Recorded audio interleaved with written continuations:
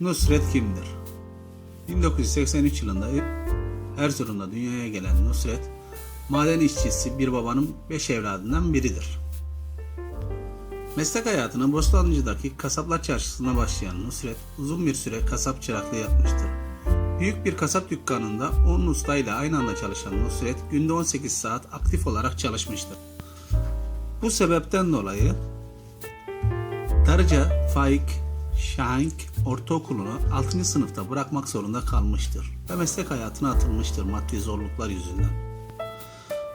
Daha sonra iş hayatına İstinye Park'ta açılan kasap restoran konseptinde çalışmaya başlamıştır. Bu deneyim ardından dünya üzerindeki diğer restoran konseptlerini görmek için çeşitli ülkelere gitmiştir. Bunun en başında Arjantin'e çıkmıştır. Cebinde 5 kuruş parası olmayan ve kredi kartından çektiği 7.000 lirayla Arjantin kasapları ve restoranlarını gezen Nusret, sektör hakkında bir fikir edinmeye başarmıştır.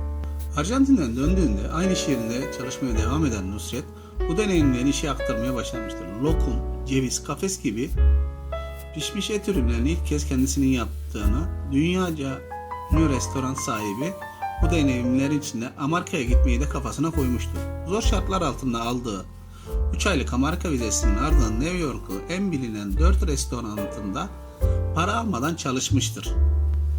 Bu zaman zarfında menüsü New York Times'da yayınlanmıştır. Bu deneyimlerinden sonra Türkiye'ye dönen Nusret kendi iş yerini açmak için kafasında düşünceler olmuştur. Daha sonra eski arkadaşı Mithat Erdem'i kandırarak veya isteyerek veya birlikte restoran açmasına başarmış. Arkadaşına demiştir, ben emeğimi koyayım, sen paranı koy ve daha sonra sana bir para sayma makinesi alacağım ve parayı öyle sayacaksın der ve 5-6 ay içerisinde bütün yatırımı çıkartmıştır ve arkadaşına ödemiştir. Yoluna tek başına devam etmiştir.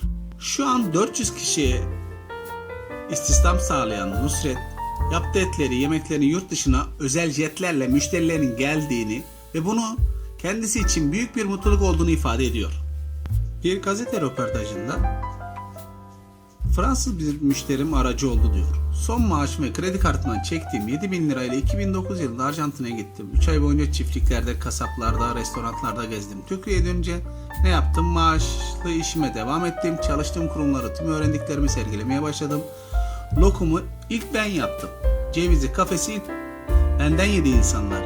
Gittim geldim sanki etin kimyası değişti. 2010'da Amerika'ya hedefimdi. Vize başvurusunda bulundum ama hesabımda para yoktu. Üstümde kayıtlı bir evim, mülküm, evli değildim. 4 kez reddedildim. Arjantin sonrası birkaç gazete ve dergide çıkmıştım. Görevli onları okuttum. 3 aylık vize verdi. Amerika'da yaptığım menü New York Times'ta yayınlandı. New York'un en önde gelen 4 restoranında para almadan kaçak çalıştım diyor. Nusret hayat hikayesi inişli çıkışlı oldu. Zorluklarla geldi. Ama 2009 yılında Doğuş grubuyla ortaklaşa imza attı ve önü açıldı. Dünyaya açıldı. Bunlar için Japonya'ya, Amerika'ya, çeşitli ülkelere, Dubai'ye restoranlar açıldı. Şu an nerede bir fakir çocuk, nerede bir kasap çırağı hep Nusret'i, hatta kasap ustaları bile Nusret örnek alıyor. Bir yerden nereye, Erzurum'dan çıkıyor ve dünyaya tanıtıyor. Türkler buna ihtiyacı var. İnşallah herkes Nusret gibi olur.